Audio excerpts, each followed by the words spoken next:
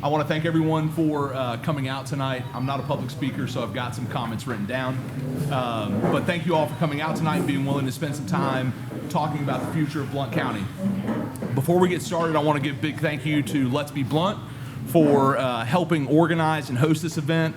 I think what they're doing right now is really important. Creating space for real conversations about our community, our growth, and the direction of our county is something that benefits everybody, regardless of where you land politically.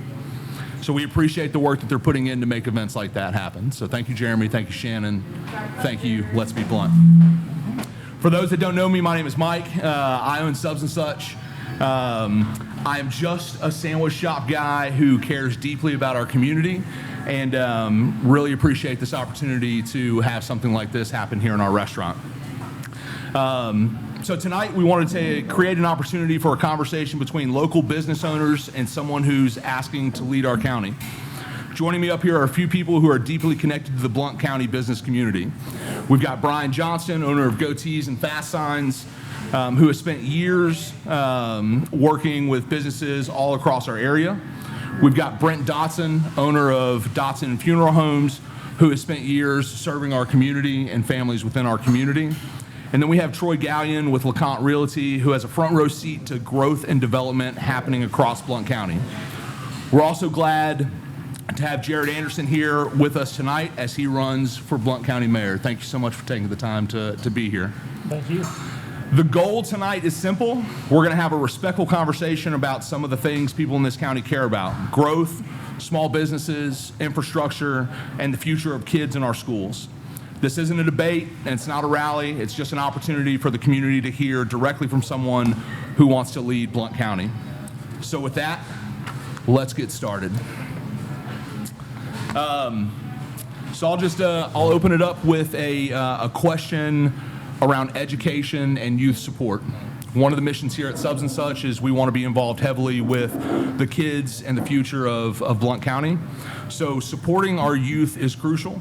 How do you plan to enhance educational resources and opportunities in Blount County?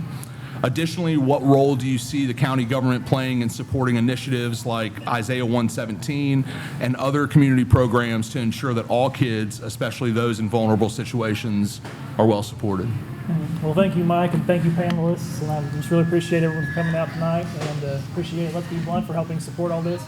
Can you all hear me through the system? Okay.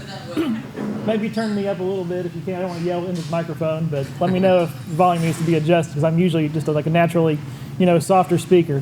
But thank you for the question. That's a great question, and I think, when we're looking at education and children in our community, it's very important for the county to be supportive in a number of ways. So one of the things that I think we really need to focus on is, and Blount County does a good job with regards to CTE programs and STEM, not continuing education. Technical training is very important in today's world. Making sure our schools are adequately funded is very important. Making sure that our school buildings have their maintenance kept up, that they're in a good condition is very important to me, and it's been one of my big platform issues, is making sure we continue to keep maintaining our school buildings in the way they need to be maintained. Other than that, a lot of what we deal with in education and county government is kind of run through the school board. So it's just being there for the school board and saying, what do you need from the county government in terms of funding? What do you need in terms of support? How can we make that conversation happen? That's awesome. Thank you very much. All right, Bryan. Okay, well, so my question's kind of two-part. It's hard to find employees. It's gotten to where it's almost impossible, and I'm sure the restaurant business is similar for a lot of folks. It's why we see a lot of places shutting down. One of the issues that I hear from young people is it's just become too expensive to live in Blount County.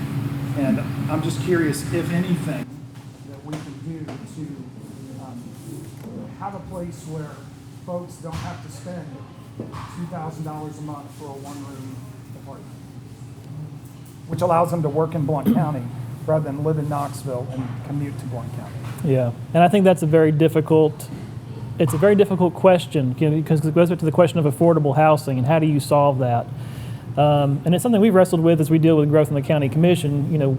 How do we make the conditions right for affordable housing? I don't know there's a good answer to that, because it's Number one is supply and demand. This is a great place to live, so demand is really high for what we've got going on here. Sure. Another issue is it's a national problem to some extent because we've had record inflation in recent years. That's going to cause asset prices to go up relative to currency, So you see articles in the Wall Street Journal about affordable housing, and if it's in the Wall Street Journal, we're not just dealing with it in Blount County, we're dealing with it everywhere.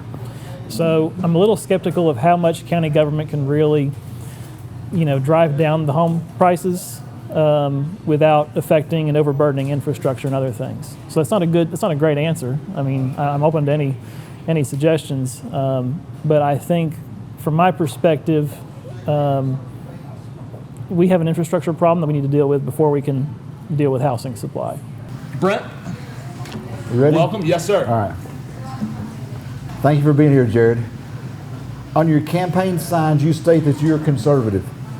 There are different types of conservatism, most notably physically conservative and socially conservative. Could you please go in depth on how you view being conservative? Well, I'd say both of those is how I would describe myself, and a constitutional conservative. For me, conservatism is about values. So I would say, fiscal responsibility is the big one that's relevant for, county government. How do we keep taxes low? How do we keep making sure we pay off our debt, make sure that we don't overburden the taxpayer. And I think a lot of it's about just preserving our values, preserving our traditions. Blount County's just a great place to live, and it's about holding on to those things and keeping them going.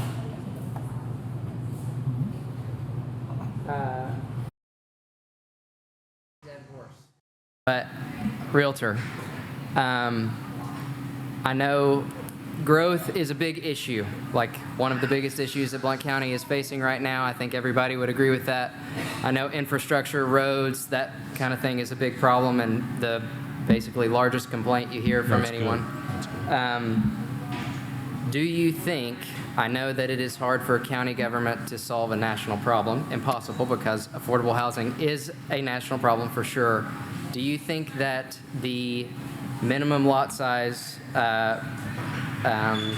vote that was passed by the commission a few years back, do you think that that has helped, hurt, or not changed anything? Well, I would say so far it hasn't had an impact just because a lot of the projects that were in the works beforehand were grandfathered in. So anytime you make a change in planning and zoning, there's kind of this lag time where things have to catch up. So anytime you make a change, you're not going to see the fruits of any change until maybe a couple of years later when all the projects that have already been in the queue kind of filter out. So I would say we don't really know yet, and I would want us to see what the results of that are before we change it up again. I do think there's probably going to be an impact, and for me, a big part of why I supported the lot size change was because I saw that we're going to have this infrastructure problem. You can't put a lot of houses in a development and then not have the roads to support it and not improve the roads. And so for me, infrastructure was the main reason why I voted the way I did in support of changing the lot sizes. Just because we need to focus on that infrastructure component because that's a big part of our quality of life. Over the next 2, 4, 6 years? Well, I think that's a great question, and I think that depends on leadership, and how do we pursue the things that we need to pursue. So one of the things that I really want to focus on is traffic. And we just did a growth plan study, or otherwise known as a comprehensive plan, and it had a lot of good things that came out of that as far as updates to the land use map, updates to zoning, how we're going to deal with growth. But one thing it didn't touch as much on this that I wanted to see was how we're going to deal with traffic. And I think what we really need to do, because it's such a big issue for people, you go into any room of people and you say, well, how are things in the county? Everyone's going to say, well, it's a great place to live, but we've got to deal with traffic. So one of the things that I've kind of been pushing for and asked the Planning Commission to consider is let's update the comprehensive plan and have a traffic task force, have a traffic study. Let's go pick out the projects. Let's go develop the projects and see what's going to make a difference in this county in the future, and where are we going to put those road projects? How much are they going to cost, and what order of priority do we need to do them in? So I think that's probably what I would like to see play out over the next 5 to 6 years, because for me, we really can't deal with the kind of growth that we've had in the last 5 or 6 years again in the next 5 to 10 years without playing catch up on our infrastructure, or we're going to have even worse problems than we do now. I think that's a kind of a really perfect segue for kind of my next question, which is about the comprehensive growth plan. And I recently watched you in front of the Planning Commission, and I appreciate that traffic is a big focus of yours. We have significant infrastructure investments needed. So how do we plan to fund those upgrades without overburdening local businesses and homeowners? What's the strategy that you're going to use to balance growth with financial sustainability? Well, I'm a big fan of pay-as-you-go, so that's what we've done on schools. As far as schools capital is, we were asked to borrow by the school board at the time when I came into office for the first term in 2018, about $100 million. It was going to be about $160 million. It was going to double our county debt if we had done that. And we took a step back and we said, let's look and see if we can do pay-as-you-go and still achieve the same results. And we've been very successful at making a lot of those improvements that were needed back then over time on a pay-as-you-go system. So if we're looking at infrastructure, as far as a pay-as-you-go model, that's something I'm very interested in. That's something I think we're going to be able to do within our current revenue sources over the next few years. And the reason for that is we've been paying down our debt considerably. Millions of dollars every year have been going down in principal. From 2018, when I came on commission through the end of this fiscal year, 47% of that debt is gone from when I came in to when this fiscal year ends. That's not all on me. That's budget committee, that's commission, that's the mayor's office. It's a team effort. But that's something that's coming down the pike is as we pay down that debt, the way our debt is structured, we're going to have some revenue that's freed up that we can put towards infrastructure needs and start addressing those projects on a pay-as-you-go system. So I think as business owners, we don't necessarily always look at debt as a bad thing. Debt can really help spur growth and fund some initiatives. So would you consider using debt or leveraging debt to help kind of speed up the infrastructure needs that this county has? Because it seems like paying down debt in a pay-as-you-go approach could potentially be a slow process to get our infrastructure needs where they need to be for what's happening right now. I think it's something that anybody that's going to be wise about it has to consider, and you can't close the door on something like that. I'm going to be resistant to it just because we have come from a period of such high debt. At one point, I think it was $250 million that our county was in debt. And it has taken the county commission and the mayor's office and everyone involved a lot of budget discipline, a lot of time to get that paid down to where it is. We're under $100 million now. By 2039, we're going to be completely debt-free if we don't take on new debt. Now, having said that, there might be some instances where once we know the scale of what's needed, that's one of my concerns is we don't know the scale of what's needed and what's going to cost yet. That's why the traffic task force, the traffic study is so needed so that we even know what we're dealing with in terms of cost and priority. So I'm not going to close the door completely on it. I'm just going to say I'm very resistant to the idea of taking out some debt unless it's very limited and very contained, and we've made progress on our debt obligations right now. I appreciate that. Thank you. So I have a question about the comprehensive plan. I didn't see it like Mike did, but I know that's impressive, 47%. That's awesome. Congratulations on that. I don't like that, but I know that right now our government is doing things to build infrastructure all over the country. Does Blount County have a plan in place to look for grants for things that could happen within Blount County? I was in Pigeon Forge today, and all anybody wanted to talk about at the meeting I was at was Elon Musk building a hole, drilling a hole from Pigeon Forge to Gatlinburg. So I know that that's bringing attention. Knoxville is a finalist, and I know Pigeon Forge Gatlinburg is a finalist. So I know that East Tennessee is getting attention for those kinds of things. is there anything we could do to not encourage that, but instead seek the grants that are out there that are being given to other things that Blount County could tap into rather than trying to borrow? I think that's something we've always got to look at. You know, we have a great finance department. We've got people that look at the grants, that look at the money opportunities and funding sources at a federal and state level, and I want to continue to do so. And I think it'd be irresponsible not to. And we've utilized grants for a lot of projects. Such as? Well, so there was an opportunity to work on greenways in Townsend, and that was going to be some federal money. So that was something we've been working on. And we approved. There was also ARPA money that came through that we used on the Eagleton project for the Eagleton ballpark. Which is beautiful, by the way. Well, thank you. I didn't do that, but I was a small part of it. You know, there were some other infrastructure issues that we've been dealing with through federal money. So I think definitely we need to keep working on that.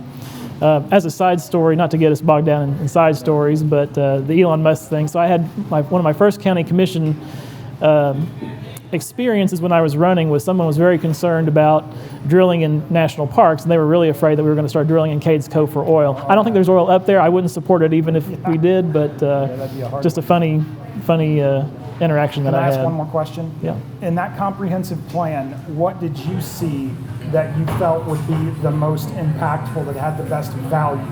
If you were going to spend your money to do that piece of the comprehensive plan, what did you see as the most important? Well, I think the most important thing from the plan as it was originally presented was an update to the land use map. So it was saying, okay, if we're looking at zoning in the county and urban growth boundaries for the cities, you know, there were some adjustments that needed to be made. There were some fixes to certain of the zones, you know, so we've got suburbanizing, we've got rural 1, we've got rural 2.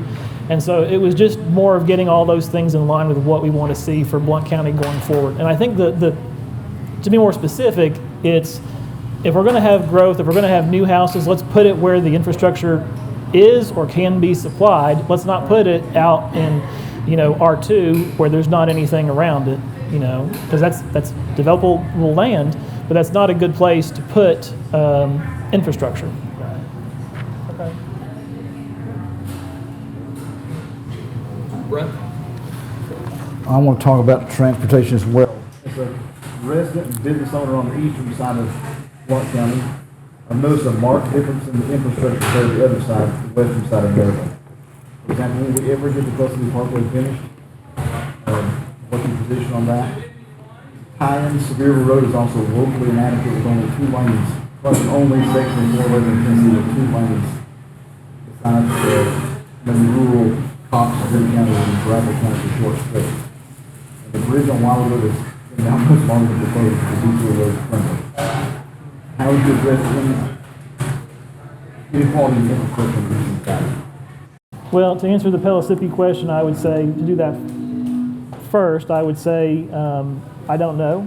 I think that, you know, when you talk in terms of solving traffic, I think that's probably a part of it is doing the Pellissippi project, but it's not going to impact the people that are going, you know, home from work.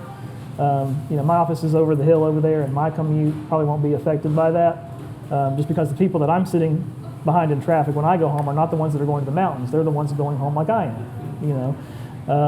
As far as, you know, equality across, I think that's where the importance of the traffic study, just to see, okay, is there one particular area that's got a waiting time over another? You know, what kind of improvements do we need to see across the county? So other than that, I think general maintenance is not directly under the mayor. It's just making sure, the mayor's responsibility is making sure the funding is protected and the funding is there to make sure our paving projects are completed on time and hopefully under budget.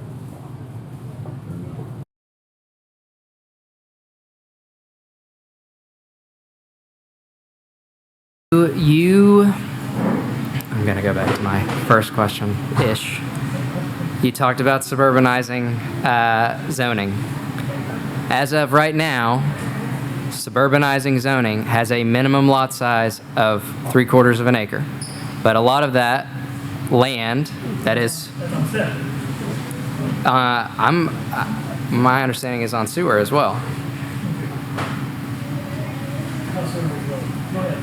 So, well, it's if it's not 3/4 of an acre for sewer, it's a significantly larger size than, let's say, adjoining property right next to it inside the city limits.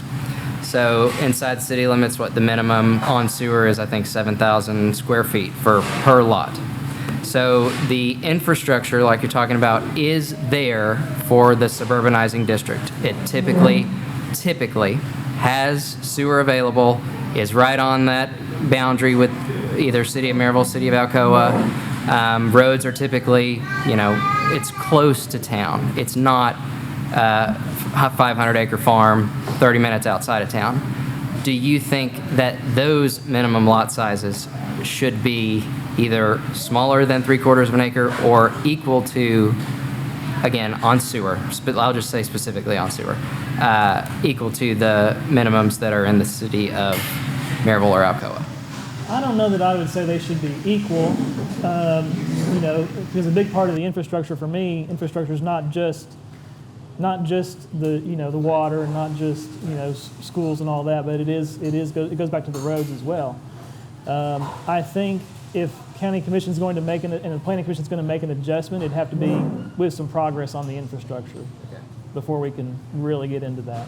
But as the mayor, that's just something the county commission would be in charge of. Right. But you would support that? I'm open to looking at it, but I think the infrastructure challenges we'd have to be down the road on addressing those first. Yeah.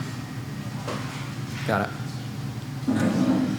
All right, a little shift from infrastructure to more of a tax-based question. So the recent vote to move to a 2-year property reappraisal cycle aims to eliminate the big business tax break and shift the tax burden. Correct?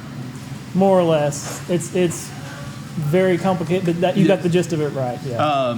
How do you ensure that these changes are fair to both homeowners and small businesses?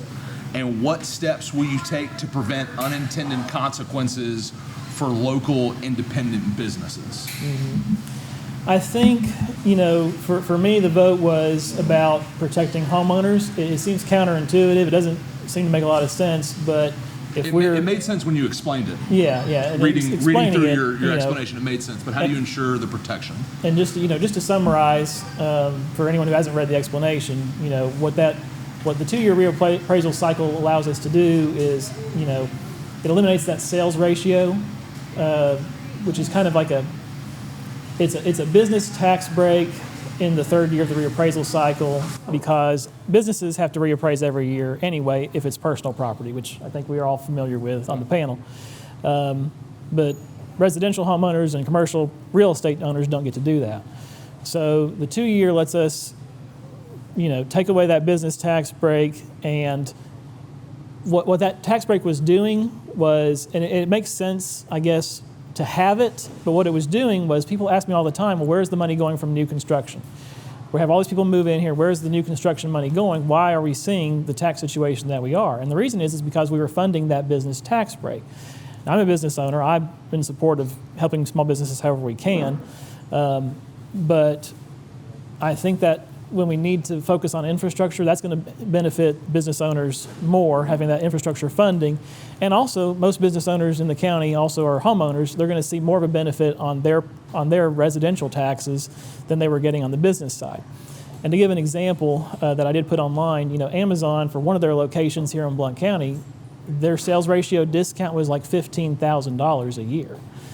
My whole personal property tax in my business, for a law office of a medium size with 4 employees, I pay like $11 a year for my equipment. We get to depreciate that down every year, so we still have that. So I think in terms of, I'm not sure there's too much to help that we need to guard against for small businesses. I think it's just we need to make sure that everyone's aware of what we did and how we did it and how it's going to benefit all of us. Well, I think like you were saying, being a small business owner, also owning a home in the county, with the amount of growth that we are seeing in the county, the more people that move here, the higher property values are going to go. If we are reappraising every 2 years, how can a homeowner feel confident that their property taxes are going to stay similar on a 4-year cycle, you know, Yeah. to what it would have been on a 4-year cycle. Yeah, and I think that goes back to the certified rate. So, you know, whenever they do a reappraisal, the tax rate is supposed to be adjusted. The state gives us a new recommended rate called the certified rate, and it's supposed to be revenue neutral. And so the county's not supposed to benefit from having a reappraisal. It's just supposed to be, all right, well, the reappraisal came through, your new revenue target is this, so the tax rate's going to go down. This last time it was, you know, went from 247 was our tax rate, and it went down to 159, and that was actually lower than the certified rate. The problem we had in 2023 and why so many people saw an impact and an increase is because it's across the board for the whole county. So if commercial, coming out of COVID, if commercial real estate didn't go up as much as residential, and residential went up more than average, and commercial went up less than average, all the residential homeowners were going to see an increase in taxes. All the commercial property owners were going to see a decrease. And that's what happened in 2023. And we can't pull those levers separately of each other. The county commission can just say, here's the tax rate for everybody. So I think to answer your question in a roundabout way, I think that the election's very important. I think people need to make sure they're supporting candidates who aren't going to be pushing to see an increase beyond the certified rate, and who are going to be watchdogs with their tax dollars when it comes to spending decisions, because that's how you get in a situation where you're going to have to increase taxes. If you don't watch, if you don't watch your expenses, then you're going to find yourself in a situation where you're going to say, well, we can't fund the government because we've spent too much money. And I don't think that's fair or right. And so you've got to have both. You've got to hold the line on taxes, and you've got to hold the line on spending. And you're saying here that you are committed to holding the line As on much taxes. as possible. What Okay. I would like to see is, given those revenue sources, Yep. given that we paid down the debt, and we're going to see less of a need to pay money towards our debt, I would like to see us hold the certified rate for the next 4 years. And I think that's completely doable. Now that goes back to balancing it with the infrastructure question. We've got to tackle the infrastructure, which we can do on a pay-as-you-go, I think. But I don't see any reason why we're going to have a tax increase in the next 4 years. Okay, thank you. I have a selfish question. That's okay. I've got 5 kids. 4 of them are driving, and they all want to go to Knoxville because they say there's nothing for them to do here in Blount County. What can Blount County do to draw in more businesses that keep our dollars and kids here without having another car wash or a Dollar General or that sort of thing? Is there anything that can be put in to draw in businesses that we want, that it seems like what Alcoa is doing over there in their new downtown? What can Blount County do to seek out those things that I think if we took a poll here, no one would say they want another car wash? I would guess. But how can we do that to get better? Not that car washes are bad; they're great. I love them. But how can we get useful things in Blount County? When you think, oh, I want to go to Knoxville, why? How can we get those things here? How do we bring back Thunderworld is really what you're That is asking. exactly How do we bring Bring it back. I'm looking for investors if the mayor thing doesn't work out. Let's do it. The light up bowling lanes and the arcade. Yep. I think, there's a limited role for government there just because we have a free market. We have a lot of good business people here in the community. I think it's just government needs to create conditions where businesses can be successful and get out of the way. So making it simple for you to file your business license, making it simple to do all the things that you've got to do as a new business owner, so that government can stand back and say, hey, like, you're doing a great job bringing back that Thunderworld, bringing back the go-karts. I asked this because I was told, and maybe this is not true, this is before my time, but I was told that the Cal Ripken Experience wanted to build over on William Blount Drive. And something within county government blew it up. So I guess I'm asking, how can we take those opportunities that are presented to us and capitalize on them? Because I'm sure everybody would love to have the Ripken Experience over there. Well, and so I don't know about the particular problem or whatever they ran into. When I go and talk about this development stuff and talk about infrastructure and I talk about strict zoning, I'm not talking about let's make it so strict we can't have things that we need. I'm saying let's be strict and address our infrastructure and just be very intentional about those kinds of things. But I think there's definitely a place, to have those kinds of things in Blount County, and we need to make sure that there's not some procedural hiccup or something that's standing in the way of something that would be an asset to our community, and a good place for people to go and have fun. I call you about Thunderworld 2. Call me about Thunderworld 2 anytime. I've got lots of opinions about that. Limited time today. All right, Brent, we are coming down to the final about 5 minutes. So I think Brent and Troy. I'm going to go on a very different route on this one. Some residents have raised concerns that the lack of county convenience centers make waste disposal harder in rural areas and contribute to illegal dumping and excessive litter, especially in such a beautiful areas we live in. At the present time, county residents, which are not located in the cities, have three options for garbage. 1, pay a private company to dispose of their trash. 2, take the trash themselves to the central point, which is the landfill, and then still pay a tipping fee. 3, dispose of it illegally. Every county that surrounds Blount County, including the North Carolina counties, most of them have lower tax rates than we have multiple convenience centers where residents can take their trash for disposal within the county. As Blount County Mayor, what are your thoughts on this and how you tackle this issue with sanitation being one of the basic properties of the government? Well, I think we've got to look at all the options, and I'm a big proponent of what's not.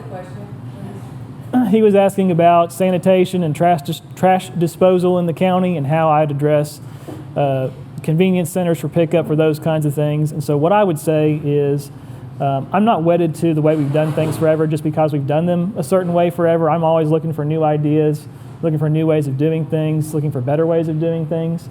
I think for that specific issue, it would come down to what do the citizens want to see? Do they want to see a change in their service? Do they want to see a new service added? And then how much is it going to cost? I think that's a big component of anytime you add services, you got to figure out how you're going to pay for them. Is that going to be a service fee? Is that going to be a tax increase? And you really got to balance, that and your cost benefit of how do we do things now, how do we do things better in the future. I understand. But how are the other counties that surround us dealing with lower tax rates? I would definitely want to take a fact-finding trip and find out. Because a lot of times, counties all across the state are different. They all operate under the general laws of the state, but they also have kind of taken their own spin on a lot of the laws and services. And I do, legal work. I do probate a lot, and it seems like for each county, you got to figure out which court do you file it in because each county has their own nuances. So I'm not familiar with how those counties do things, but I think as the mayor, my approach to it would be, let's get on the phone and figure out how they're doing it, and if they're doing it better than we're doing it, then let's borrow their notes and see what we can do better. We're definitely doing it. Thank you. Thank you. Do you see any potential for, as tourism increases through Blount County to the national park, and you have more tourists staying in Blount County than in previous years, decades, frequenting our businesses, using our roads, do you see any potential for ways to tax those tourists and help keep property taxes and other taxes for locals lower by increasing that revenue? I think that's very difficult, just because, when you think about tourists that come here, they're really, you're going to focus on how much are they spending in hotel motel tax, which is a very specific tax, very specific things that it funds, and it's very limited, to be honest, in the general scheme of how our revenue for the county works. So that's one area that I think would be difficult. The other thing is sales tax. You can't have a sales tax that just applies to tourism. It's kind of the sales tax for everybody, and Blount County is already maxed out. All the areas around us are maxed out, almost all of them. And so there's only so much that you can use that as a revenue source. And, if you raise it for them, you're going to raise it for everybody else too. I don't think people really want to see that. So it's just, for that, it's more of a, encouraging tourism, encouraging them to use our businesses, because every time they spend $1, that's $1 that we don't have to make up from residents. So I think it's just encouraging it in the aggregate and not necessarily trying to apply a tax to them. do you see potential for like short-term rentals that are owned by locals, or maybe not locals, but owned by mom and pop, let's say, instead of the big hotels, motels, and increasing or requiring permitting for those, and having, I guess, a list of those folks who are paying the hotel motel tax in addition to obviously the bigger hotels, motels? I think that's something that, just from the side of fairness, I think it needs to be looked at. You know, and it's come up not so much on that front for us in County Commission. It's really come up in the context of how do you fairly assess that property for property appraisals. A lot of people don't realize that residential real estate, when they do the assessment, the value only counts 25% towards their taxes. Commercial property, it's 40%. You know, so how do you balance out? Well, we want to have like an Airbnb or a short-term rental and have it be something that's, you know, low maintenance, a little more informal. We just run it through the VRBO website or the Airbnb website, but we still got to take care of our infrastructure and our things that we need to pay for in government. So I think that's great. I mean, it sounds like you need a fact-finding mission to Orlando and see how Florida. Yeah. Well, one of the last ones you get that toll in the mail, and it's like, I don't know about this. All right. So final question. We've got a minute 20 on the clock. Blount County has always had a pretty strong identity. Small business community, strong schools, close ties between neighbors. As we keep growing and bringing in larger national retailers and developments, how do we protect what makes this place feel like Blount County? What's one thing you think we need to protect most as we grow? I think the thing we need to protect most is just our sense of being Blount Countyans. You know, we have a unique culture here. We look out for each other. You know, it's been a place where, you know, you go out to the store and you see 20 people that you know, and you say hi to them and you stop and talk to them. And I think that's very hard to hold on to when you have so many people coming in and so much growth. And I think it's on the citizens to kind of hold on to that and keep it alive for the next generation. I think it's supporting mom and pop stores, supporting local institutions. I think it's looking to support our historical societies and the historical museum and preserving that heritage. And even people that didn't grow up here that moved here, they can find value in that, coming to a place with such a rich history or rich heritage. I think that's something that's very special to Blount County and something we need to encourage. One thing that we've worked on this past commission term is having a historical commission so that we can bring together all of those different historical entities and work together to preserve that and keep it alive. I think that's a perfect place to wrap things up for tonight. First off, thank you, Jared, for being willing to come out and spend time answering questions and having a conversation with the community. Regardless of where anyone lands politically, I think it takes, you know, time and willingness to show up and engage. And you know, from me to you, I really appreciate your openness to doing this. Well, thank you, and thank you, panelists. Thank you, Trustee Blount. Thank you for coming.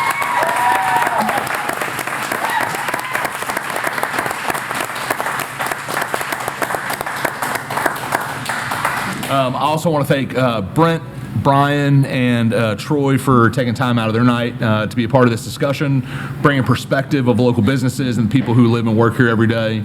So I really appreciate you guys taking the time out and being a part of this. Yes, thank you. And again, big thank you to Let's Be Blunt, and thank you all for being here. I'm sorry we had audio troubles, but I appreciate everybody kind of bearing with us. Free sandwiches. I heard that loud and clear. So this will be posted online. If anybody wants to go back and listen to it, there will be a spot that will have clear audio.